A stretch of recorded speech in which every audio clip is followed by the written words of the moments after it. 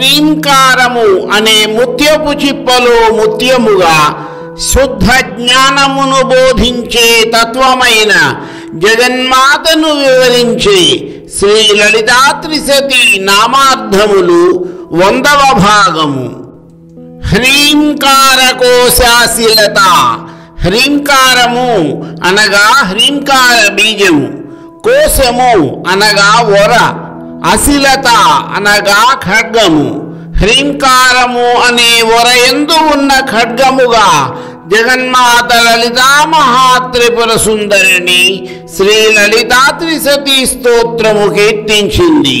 అశిలత అనేది ఒక దీర్ఘమైన ఖడ్గము.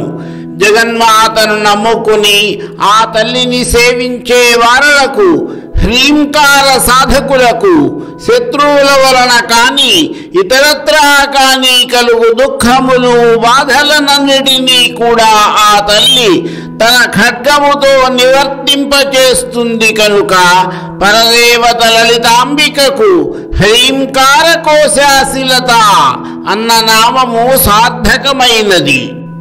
కోశము అనగా వర, అశిలతకు ఆచ్ఛాదనము. సుదీర్ఘమైన పదునైన ఖడ్గమును ఎప్పుడూ కూడా బయట ఉంచరాదు. అదే విధముగా శ్రీమాత లలితా పరాభట్టారిక కూడా ఉపాసకులకు తప్ప ఇతరులకు యోగ్యము కాదు కనుక ఆమెకు కోశము అసికోశ తుల్యముగా భావించబడినది.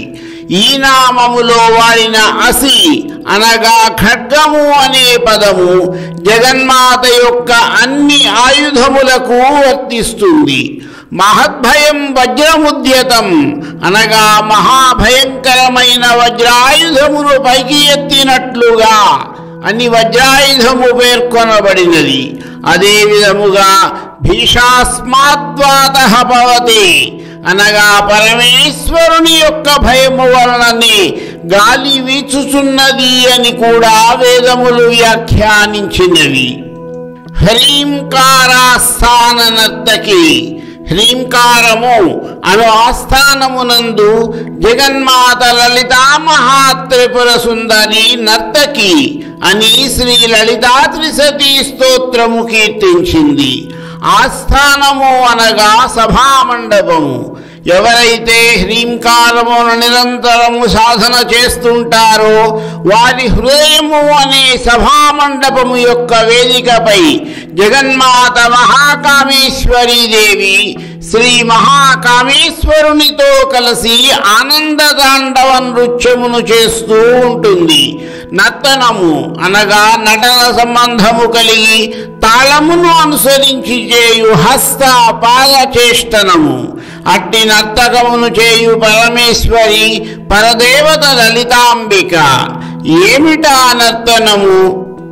మహామాయా స్వరూపిణి అయిన దేవి జగత్తు అనే ఈ సభావేదికపై భక్తుల యొక్క మనోవృత్తులను అనుసరించి వారి యొక్క బుద్ధి వృత్తులలో మంద, తీవ్ర, అతి తీవ్ర భక్తి రూపములలో అభివ్యక్తమవుటయే జగన్మాత ఆచరించు నృత్యము. ఈ విధముగా వారు చేసిన కర్మముల తారతమ్యము చేత వారిలో ప్రకాశిస్తూ వారికి కర్మఫలములను ప్రసాదించు నర్తకి ఆ తల్లి. ఈ విధముగా ఈ జగత్తు అను సభామండపమునందు భక్తుల యొక్క మనోబుద్ధులను అనుసరించి వారిలో తేజల్లిల్లే పరమేశ్వరిని శ్రీ లలితా త్రిశతి స్తోత్రము హ్రీంకారాస్థాన నర్తకి అన్న నామముతో కీర్తించింది.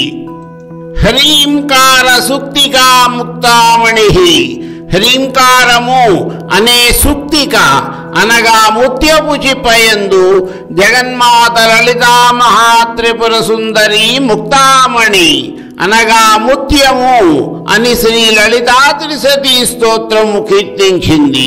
త్రికోణాకారములో వెనుక వైపు నీలవర్ణముతో ఉండున్నది సుక్తిక అనగా ముత్యపు చిప్ప. ఈ ముత్యపు చిప్పలో ఆ తల్లి ముత్యము వలె అభివ్యక్తమవుతుంది. అనగా నిరంతర హ్రీంకార సాధకులకు దొరికే అమూల్య ముత్యమే పరమేశ్వరి లలితాంబిక. మేఘముల నుండి అన్ని ప్రదేశములలోనూ స్వాతి నక్షత్రములో జలబిందువులు క్రింద పడుతాయి. అవన్నీ కూడా ముత్యములుగా మారవు. అందులో కొన్ని మాత్రమే సముద్రములో ఉన్న సుక్తికలందు అనగా ముత్యపు చిప్పలలో పడి ముత్యములుగా మారుతాయి. ఎప్పుడైతే మనము మన యొక్క మనసును హ్రీంకార సాధనతో ఒక ముత్యపు చిప్పలాగా మార్చుకోగలుగుతామో అప్పుడు జగన్మాత లలితాంబిక తన కరుణ అనే చినుకును ఆ సుక్తిక యందు అనగా ముత్యపు చిప్ప యందు వర్షింపచేసి దానిని అమూల్యమైన ముత్యముగా మార్చి మనకు బహూకరిస్తుంది. అంటే పరదేవత లలితాంబిక యొక్క అనుగ్రహమును కోరు వారికి హ్రీంకార గ్రహణము ఆవశ్యకము అని హ్రీంకార సుక్తిగా ముక్తామణి అన్న నామము వివరించుచున్నది. హ్రీంకార బోధిక. హ్రీంకారము శుద్ధ జ్ఞాన బ్రహ్మ స్వరూపము.